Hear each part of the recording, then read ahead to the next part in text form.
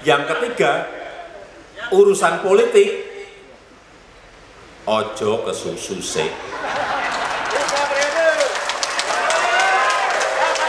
Jangan tergesa-gesa. Jangan tergesa-gesa. Siap yang ketiga.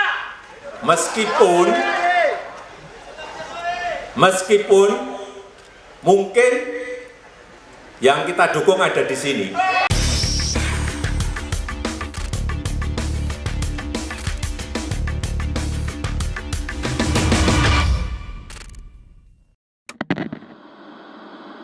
Jadi ceritanya ini lagi rame gara-gara Pak Jokowi ngomong di depan relawan Projo. Minggu lalu atau hari Minggu lalu itu relawan Projo memang bikin pertemuan nasional. Manggil anggota-anggota Projo dari seluruh Indonesia datang ke Jawa Tengah. Kemudian mereka ngundang Jokowi untuk bicara di situ. Ada dua kata kunci dari statementnya Pak Jokowi yang menarik tentang kerelawanan. Kan suasananya saat itu kan suasana yang pasti mereka nungguin. Kira-kira setelah Pak Jokowi ini gimana? Nah, statement Pak Jokowi yang pertama, jangan kesusu. Jangan ke susu itu maksudnya bukan menuju ke susu. Dengkul dulu baru naik terus ke susu. Nggak gitu. Jangan ke susu itu maksudnya nggak usah buru-buru. Jangan tergesa-gesa. Jangan gerabak-gerubuk kalau kata orang Betawi. Jangan ke susu, sabar. Itu kata Pak Jokowi. Relawan Jokowi harus sabar. Dalam politik nggak boleh gerabak-gerubuk. Nggak boleh keburu-buru. Kalaupun, nah ini yang menarik, kata kunci kedua. Meskipun, kata Pak Jokowi, mungkin orang yang kita dukung ada di sini. Rame langsung. Kata-kata itulah yang kemudian melahirkan multitafsir. Yang pertama, siapa sih yang ada di acara itu? Yang ada di acara itu katanya ada Pak Muldoko, ada Budi Ari sebagai ketua relawan Projo dan sekarang jabatannya Wamen, Menteri Desa dan Daerah Tertinggal. Dan ada Pak Ganjar Pranowo yang kebetulan datang ke tempat itu mendampingi presiden. Wajar sih, Pak Ganjar kan gubernur Jawa Tengah, acaranya di Jawa Tengah. Jadi seperti layaknya proses protokoler gubernur mendampingi presiden yang datang ke wilayahnya. Tapi kan statement ini yang dikatakan bahwa meskipun orang yang kita dukung ada di sini, akhirnya orang ngelirik semua ke Pak Ganjar. Lah, kayaknya Pak Jokowi mulai nih memberikan simbol-simbol yang lebih kentara, yang lebih jelas ketimbang simbol-simbol yang sangat samar-samar dengan nunjuk-nunjuk kalau misalnya jalan ke daerah gitu, nunjuk-nunjuk Pak Ganjar. Sekarang simbolnya sudah lebih clear dengan kata-kata. Tapi yang namanya simbol pasti banyak tafsir. Timnya Pak Muldoko ngomong, itu yang dimaksud adalah Pak Muldoko. Kalaupun dalam survei-survei Pak Muldoko namanya jarang masuk dalam dalam orang yang punya elektabilitas cukup. Jadi kalau ngomong soal capres pengganti atau penerus Jokowi, Muldoko jarang disebut-sebut. Mungkin orang ingat juga enggak. Budi Ari, ya enggak lah, Budi Ari kan di situ sebagai ketua Projo, bukan sebagai wakil menteri desa. Jadi bukan Budi Ari juga. Ganjar, iya, Pak Ganjar kan elektabilitasnya paling tinggi sekarang. Popularitasnya paling tinggi. Tetapi dia belum seperti biasa, partai-partai kan memang tidak bekerja di awal-awal. Keputusan-keputusan partai, apalagi untuk memutuskan siapa yang akan didukung kan dari dulu ya nggak pernah cepet-cepet. Ada proses dan mekanisme yang tarik-menarik. Sampai saat ini belum ada partai yang secara resmi mencalonkan seseorang jadi kandidat presidennya atau jadi kandidat calon presidennya. Belum ada satupun. Mungkin itu yang dimaksud oleh Pak Jokowi, jangan kesusu gitu, karena memang partai-partai belum mencalonkan. Banyak tafsir terhadap kondisi Pak Ganjar. Misalnya, Pak Ganjar kan belum direkomendasi oleh PDIP. PDIP sikapnya belum jelas. Bro, bukan cuma PDIP yang belum memastikan pilihan-pilihan politiknya, tetapi semua partai juga belum ada. Jadi ngapain kita pusingin soal itu?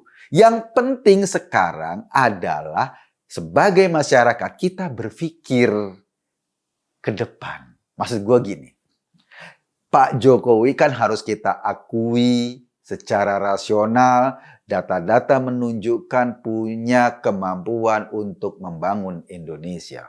Infrastruktur kita jauh lebih bagus dibanding sebelum periode Jokowi.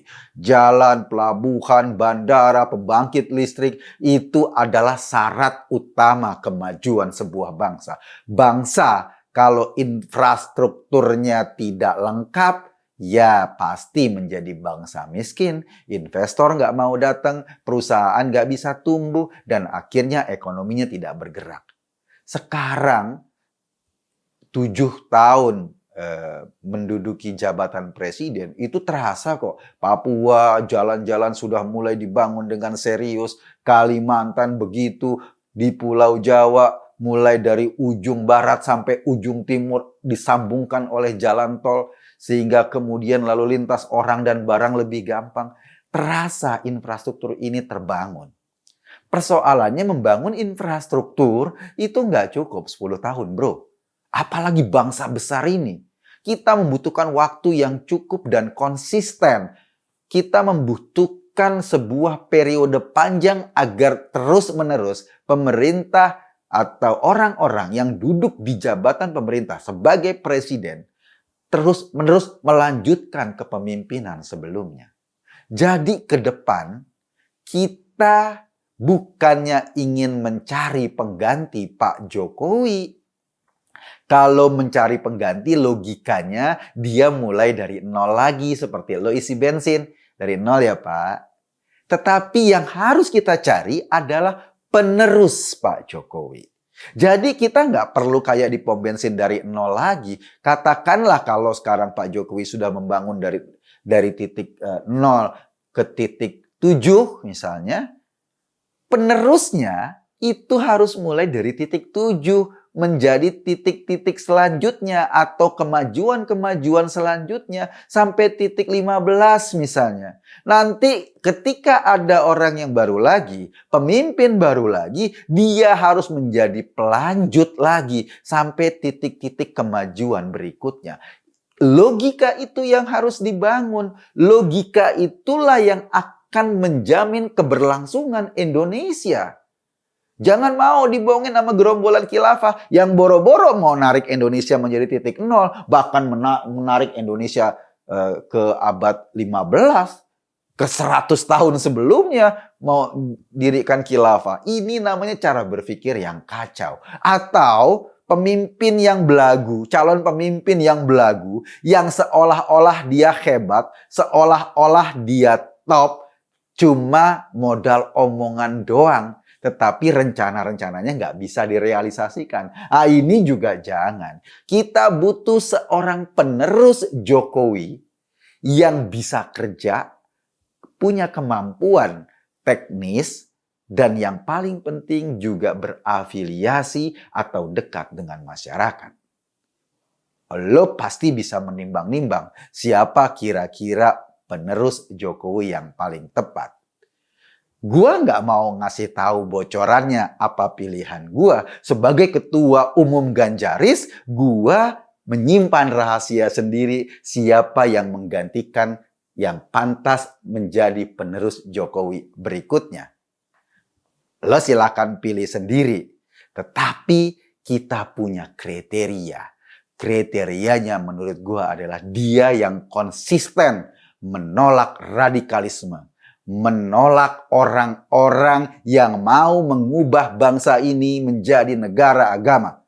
Dia harus konsisten menolak kekerasan atas nama agama, tidak mengajarkan segregasi beragama, tidak mengajarkan politik identitas yang terlalu tajam mengakibatkan perpecahan masyarakat. Yang kedua, kecintaannya pada bangsa ini, kecintaannya pada NKRI, dan kedekatannya dengan masyarakat dan rakyat. Yang ketiga, yang juga penting adalah kemampuan teknisnya. Kemampuan teknis maksud gua, lo lihat kalau dia sebagai pimpinan, dia sebagai kepala daerah, bagaimana kemampuan teknisnya. Bukan nilainya sekarang, misalnya gini, oh Jakarta ini dipimpin oleh seorang gubernur sekarang maju. Jakarta dari dulu ya emang udah kayak gini. Lebih maju dari kota-kota lain. Tapi lihat misalnya berapa jumlah orang miskin yang berkurang. Berkurang apa bertambah? Kalau orang miskinnya bertambah, ada masalah berarti di kepemimpinannya. Gitu.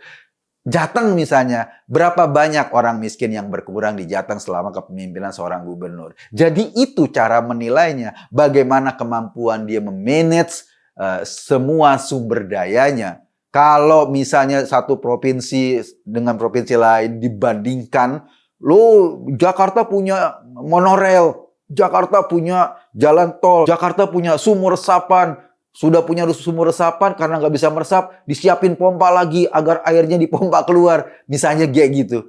Oh, provinsi lain nggak punya. Ya nggak bisa begitu. Kenapa? Karena APBD-nya juga beda. Tingkat pendapatan daerahnya beda. Yang penting sebetulnya kita nilai adalah sebelumnya kondisinya bagaimana, lalu ketika dia menjabat kondisi masyarakatnya gimana. Apakah makin sejahtera atau makin mundur? Kalau dulu misalnya di Jakarta ada aplikasi Clue. Aplikasi yang kalau comberan lo rusak, comberan lo kotor, comberan lo macet, lo bisa komplain dan kemudian petugas pasukan Orange bisa ngeberesin comberan lo. Dulu sebelum ganti gubernur. Sekarang kalau udah ganti gubernur, comberan lo kotor, lo mau ngadu kemana? Ngadu ke Pak RW. Ya, Pak RW cuma senyum-senyum aja, beresin aja sendiri, got-got dekat rumah lu, gitu. Itu kondisinya. Jadi jangan sampai kita menilai sebuah kinerja pemimpin itu salah ukuran. Kalau salah ukuran cuma ada dua, sesek atau kedodoran. Nggak pas dilihatnya. Nah, itu yang ingin gue sampaikan dari statementnya Pak Jokowi. Yang paling penting, kita bukan mencari pengganti Jokowi. Kita mencari penerus kepemimpinan Jokowi. Gue tadi hanya mengajak Anda berpikir, kesimpulannya ya terserah Anda. Terima kasih.